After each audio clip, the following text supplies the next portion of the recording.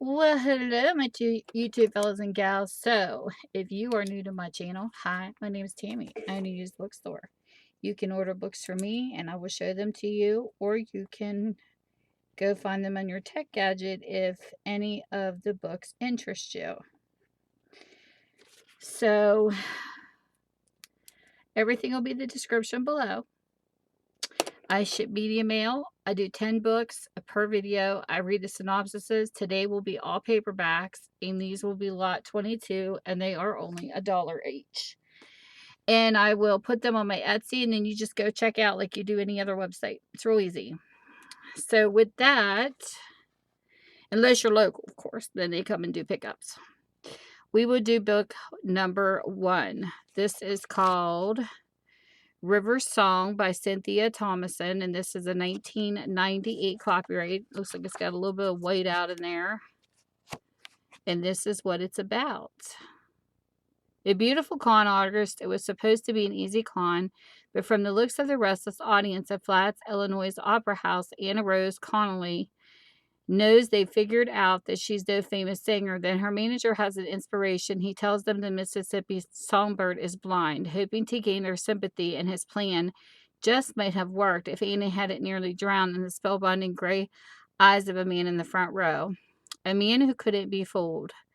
Philip Pritchard knows the Mississippi songbird is no more blind than he is, and he has no problem seeing her enchanting beauty. Amused by Anna's charade, but infuriated when she accuses him of wanting to turn her in, he's determined to forget he ever met her until he finds her in his bedroom and in terrible danger. Philip's not sure how it happened, but suddenly he and Anna are on the run together, following the river and sultry passion that sizzles between them. Sounds like a good book. So that is book number 1.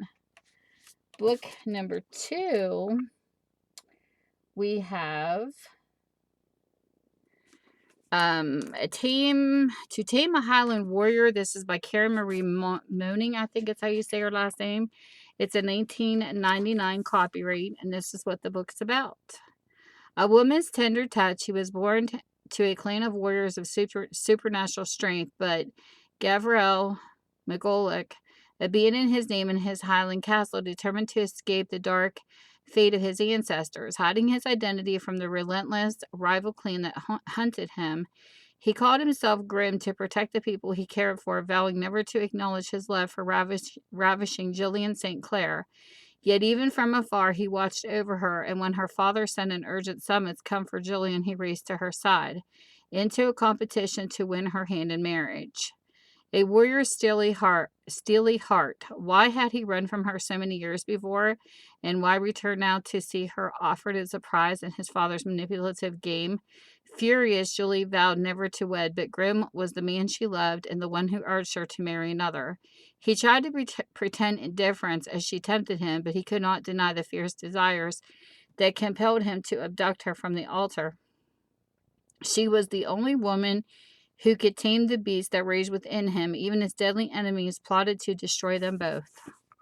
That sounds like a good one. So that is book 2. Book number 3, we have The Devil Who Tamed Her by Johanna Lindsey. This is a 2007 copyright. This is what the book's about.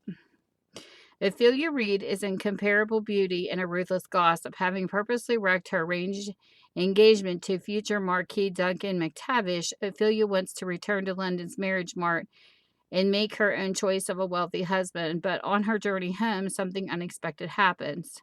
The heir to a dukedom, Raphael Locke, is the most sought-after young lord in England.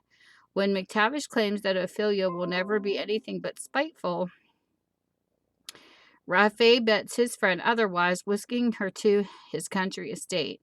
Raphael shows his furious, sharp-tongued guest the terror of her ways and discovers the surprising reasons for her bad behavior. When Raphael champions the new and improved Ophelia's re-entry to London society, marriage proposals pour in, but has Raphael gone and fallen in love with Ophelia himself? So that sounds like a good one too. So that's book 3. Book number 4, we have Twisted Shadows by Patricia Porter. This is a 2003 copyright. It's got marker right there. And this is what it's about. Samantha Carroll's world is turned upside down when the life she always thought was perfect turns out to be a lie. When two cold-eyed men enter her Western art gallery, she learns that her biological father is an ailing crime boss who now wants to see her whether she wants to see him or not. Not only that, she has a twin brother she's never known about. FBI Special Agent Nathan McLean is convinced that Nicholas Marietta, the son of crime boss, is laundering money for his father, and McLean has plenty of reasons to take down the entire crime family. What he didn't plan on was falling in love with Nick's twin sister, Samantha. Nick Marietta is the heir apparent to the crime family, though for years he's visibly shunned his family's organized crime interests. Started a successful business that tried to outrun his past. He believed his mother and sister dead for nearly 3 decades, but Samantha's unexpected appearance ignites a series of events that threatens to destroy them all. So there's book 4. Book number 5. Oh, I like Judith McNaught. Her books are pretty good. Remember When. This is old. It's got a little bit of white out in there. And this is a 1996. And this is what it's about.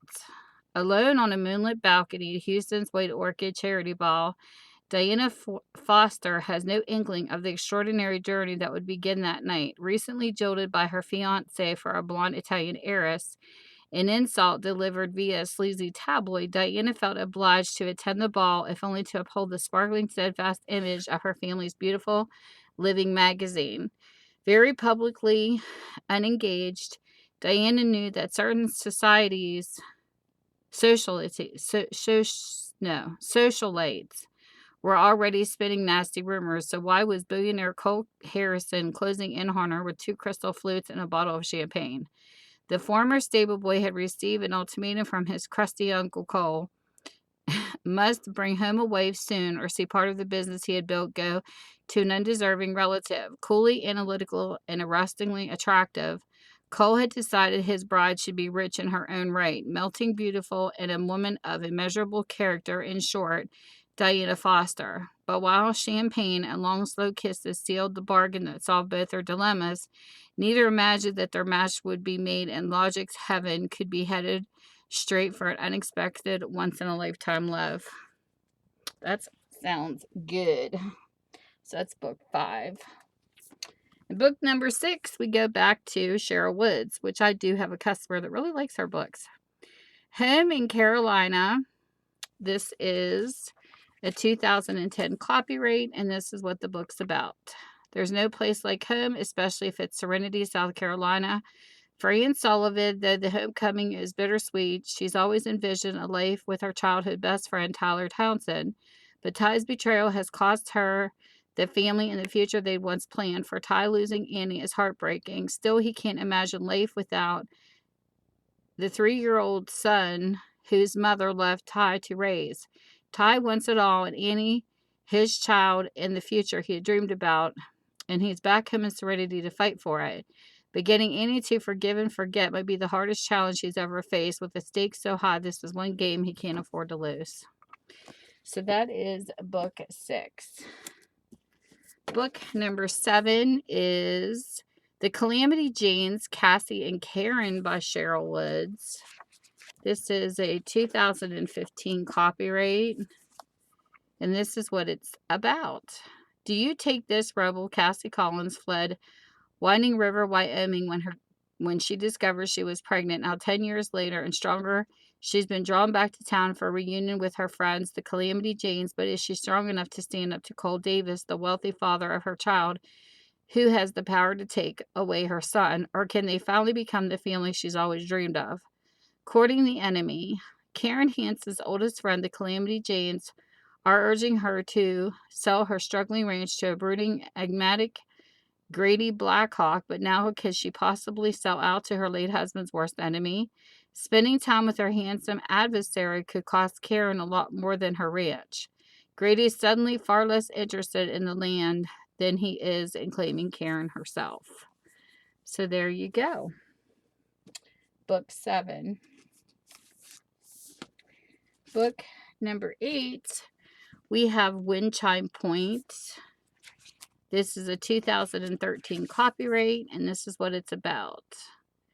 Facing a personal crisis, the ambitious and driven Gabriella Castle retreats to the welcoming arms of her family.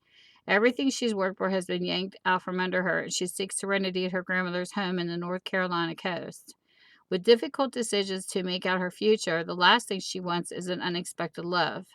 Wade Johnson fell for Gabby the first time he saw her. It's not the only time he found himself in the role of knight in shining armor, but Gabby isn't looking for a rescuer. To get her to stay, Wade will need a whole lot of patience and a gentle persuasion, and maybe the soothing sound of wind chimes on a summer breeze. I think I have had a couple of these. It's got like a little mark, looks like a sticker on the front. So there is book 7 or 8. And then book number 9, we have Safe Harbor by Sherryl Woods. And this is a 2014. And there's also a bonus book in here by Rayanne Thine, so that means there's 2 in 1 in here. And, yep, Safe Harbor and A Cold Creek Homecoming. Who defines family? To Tina Harrington, the definition was simple. Anyone she loved was part of her family, including all the people and animals she'd invited to her home when she'd had nowhere else to go. She was their safe harbor, and they were hers, and she would protect them from whoever challenged their right to be with family, namely her new neighbor, the handsome and high-powered Drew Landry. Drew was determined to ensure that Tina wasn't taking advantage of her vulnerable house guest, but as soon as he met Tina and her unconventional family, he realized he made a big mistake because he was drawn to her like a ship to a sheltered shore, and he'd set in motion a series of events that could destroy everything she held dear. So there you go.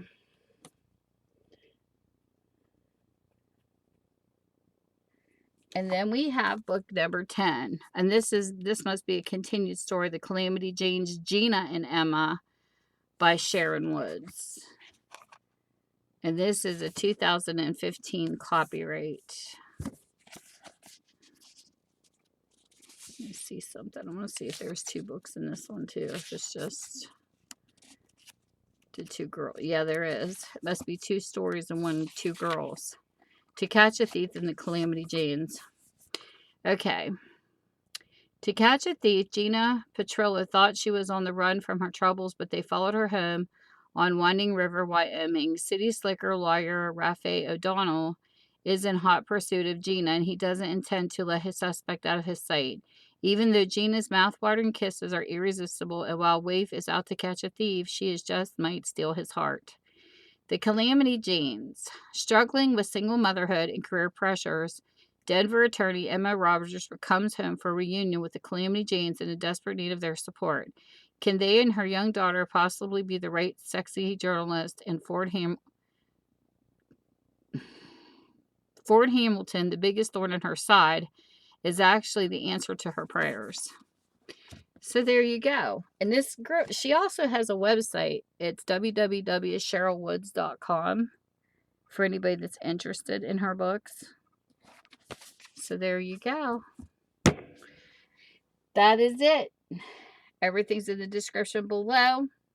Enjoy your book if you read on a tech gadget or however you want to do it and whatever time zone you're in. I hope you're having a great one, and I'll see you soon. Bye.